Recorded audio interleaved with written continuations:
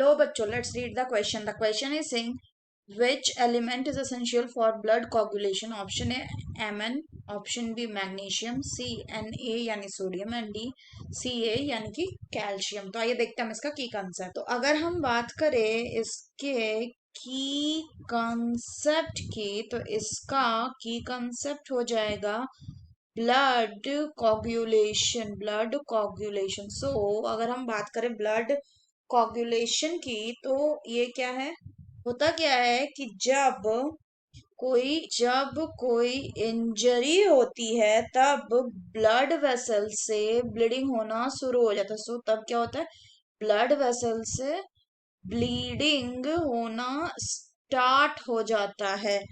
और इस ब्लीडिंग को जब स्टॉप किया जाता है, इसी प्रोसेस को कहते हैं क्या, इसी प्रोसेस को कहते हैं ब्लड कोगुलेशन और ब्लड क्लॉटिंग. सो अगर हम ब्लड क्लॉटिंग या ब्लड कोगुलेशन की बात करें, तो सबसे पहले क्या होता है कि जो इंजरी वाला साइट है, यानी कि जो इंजर्ड टिश्यू है, वहां पे ब्लड प्लेटलेट्स जो होता है वो क्या होता है, डिसइंटीग्रेट हो जाता है. तो इंजर्ड साइट पे जो ब्लड प्लेटलेट्स हैं, दे गॉट डिसइंटीग्रेट. और डिसइंटीग्रेट होके ये क्या रिलीज करते हैं, ये रिलीज करते हैं प्लेटलेट फैक्टर 3, या इसी को कहते हैं प्लेटलेट थ्रोम्बोप्लास्टिन. ये कौन रिलीज किया, ब्लड प्लेट. साथ ही साथ ये जो इंजर्ड टिश्यू है, ये क्या, ये भी रिलीज करेगा ब्लड प्लेटलेट फैक्ट. साथ ही साथ जो ये क्या हो गया, ये इसको कहते हैं प्लेटलेट थ्रोम्बो थ्रोम्बोप्लास्टिन कहते हैं. अगर फर्दर बात करें तो जो इंजर्ड टिश्यू है, ये भी क्या रिलीज करेगा, ये भी रिलीज करेगा आपका थ्रोम्बोप्लास्टिन. एक हो गया प्लेटलेट थ्रोम्बोप्लास्टिन, यानी प्लेटलेट रिलीज करा, और इंजर्ड टिश्यू भी क्या रिलीज करेगा, वो भी थ्रोम्बोप्लास्टिन रिलीज करेगा. और ये दोनों जो है प्लेटलेट थ्रोम्बोप्लास्टिन एंड थ्रोम्बोप्लास्टिन, ये किसके साथ कंबाइन करेगा, ये कंबाइन कर जाएंगे दोनों कैल्शियम आयंस के साथ.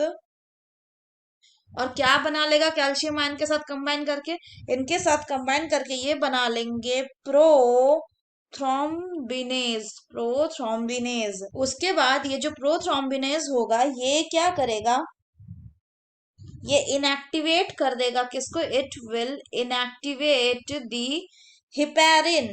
It will inactivate the heparin. और क्या करेगा, हेपेरिन को ये इनएक्टिवेट करेगा किसके प्रेजेंस में, in the presence of calcium. और ये क्या हो जाएगा, यानी ये जो प्रोथ्रोम्बिन है, ये इनएक्टिव कर दिया हेपेरिन को in the presence of calcium. और ये जो प्रोथ्रोम्बिन है, ये किसमें चेंज हो जाएगा, ये चेंज हो जाएगा आपका, ये प्रोथ्रोम्बिनेज क्या करेगा, हेपेरिन को इनएक्टिव कर देगा in the presence of the calcium ion. और ये जो प्रोथ्रोम्बिनेज, और साथ ही साथ ये किसको कैटलाइज करेगा, ये कैटलाइज भी करेगा एंड विल कैटालाइज. ये किसको कैटलाइज, ये कैटलाइज करेगा प्रोथ्रोम्बिन को. किसमें तोड़ेगा, इसको तोड़ देगा थ्रोम्बिन में. किसमें, थ्रोम्बिन में. ये कौन करेगा, ये काम भी प्रोथ्रोम्बिनेज ही करेगा. इसके बाद ये जो थ्रोम्बिन है, ये किस पे काम करेगा, ये काम करेगा, ये कैटलाइज करेगा, इट विल कैटालाइजेज. ये कैटालाइज कर देगा फिम्ब्रिनोजन को किसमें, ये फिम्ब्रिनोजन को तोड़ेगा फिम्ब्रिन में. और ये जो फिम्ब्रिन होंगे, ये क्या कॉज करवाएंगे, ये ब्लड सेल के साथ मिलकर कॉज करवाएंगे क्लॉट. तो इस तरह से बनता है ब्लड क्लॉट.